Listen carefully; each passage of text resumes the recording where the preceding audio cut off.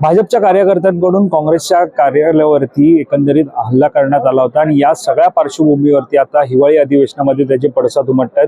विरोधकांनी आवाज उठवायला सुरुवात केली आहे। माझ्यासोबत शिवसेना उद्धव बाळासाहेब ठाकरे पक्षाचे आमदार महेश सावंत आहेत। ज्या प्रकारे हल्ला आता झालेला आहे, मागच्या काही वर्षांपूर्वी सुद्धा अशीच घटना ज्या त्या घडल्या होत्या, काय सांगाल?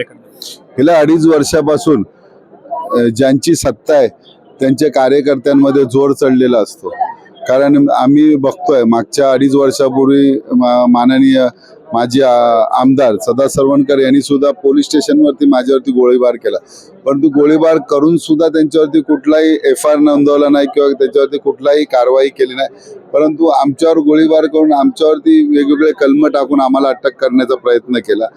त्यानंतर सुद्धा एक शिवाजी पार्कला घटना घडली, त्यावेळी सुद्धा राजकीय सूड आमच्यावरती त्यांनी काढला आणि माझ्यावरती स्वतःवरती 354 नाही म्हणजे कुठलाही सबब पुरावा नसताना सुद्धा त्यांनी माझ्यावरती FIR केला।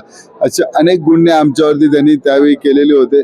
कारण सत्ता शिंदेची होती सत्ता, म्हणून त्याच्यावरती त्या जोरावरती स्थानिक आमदार आणि त्यांचे कार्यकर्ते जोर जोरात मारामारी करतात। त्याच पद्धतीने आज भाजपची सत्ता महाराष्ट्रात आहे, दिल्लीत आहे आणि मेजॉरिटीने आली आहे। त्याचा जोर भाजपच्या कार्यकर्त्यांना चढला असेल म्हणून त्यांनी काँग्रेसच्या ह्याच्यावरती हल्ला केलाय, परंतु हा हल्ला खेदजनक आहे।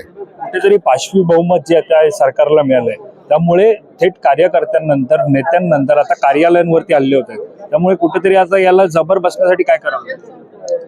माननीय मुख्यमंत्री हे सक्षम आहेत, ते ह्या प्रकारचा हल्ला सहन करणार नाही। भले त्यांचे कार्यकर्ते असू द्या किंवा विरोधी पक्षाचे कार्यकर्ते असू द्या, त्यांनी कायदेशीर त्यांच्यावरती कारवाई करावी असे मुख्यमंत्र्यांना आमचे निवेदन आहे। निश्चितच धन्यवाद आमच्याशी बातचीत केल्यासाठी।